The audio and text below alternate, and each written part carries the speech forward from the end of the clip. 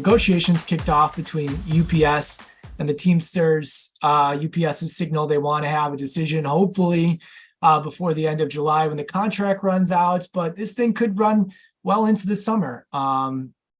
It's anyone's guess what's going to happen, and everyone needs to be developing, and everyone is developing those contingency plans there. So, Jorie, you have a pretty unique perspective in the marketplace, given the carriers you work with, the data, that you're privy to and that is available to you.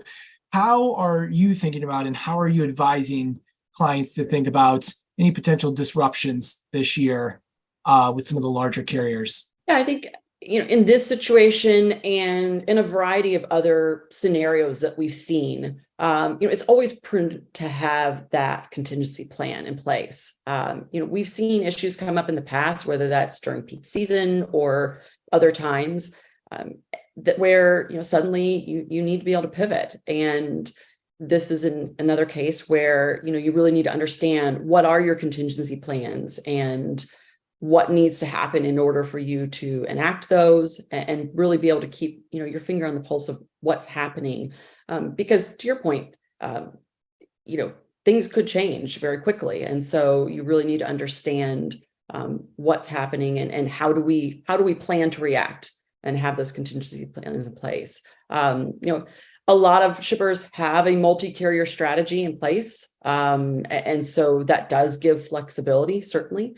But I think, if a shipper doesn't have that multi-carrier strategy, then, the critical piece is to really understand what are those contingency plans and how is that potentially going to affect your end customer experience, and be able to, again, as we talked about earlier, be able to communicate and be ready for those different situations that could come up.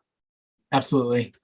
Josh, I'm sure you've gotten, the proactive phone calls where people are thinking about this, months ahead of time. And I'm going to go out on a limb here and say you've gotten some of those 11th hour phone calls, whether it be a carrier disruption or peak. I guess just like, give us your vantage point as we sit here in kind of April and think about and plan for the next few months. Yeah, Dan, you're exactly right. We've gotten 11-hour calls. We've gotten, lots of customers that we have not heard from previously that have reached out because of their needs to build business continuity. And really what it comes down to from our side is building much more flexity into our workflow to be able to accommodate additional volume should there be a strike.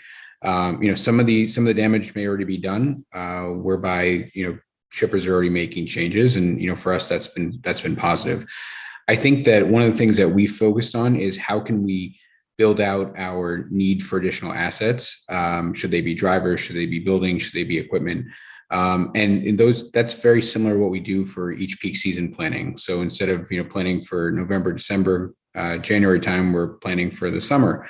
And, that's just, taking a page out of our existing playbook and working to make sure that we know what could be coming down line, and whether that's from a volume standpoint, whether that's from a geographical standpoint, those are all discussions that we're having with our clients.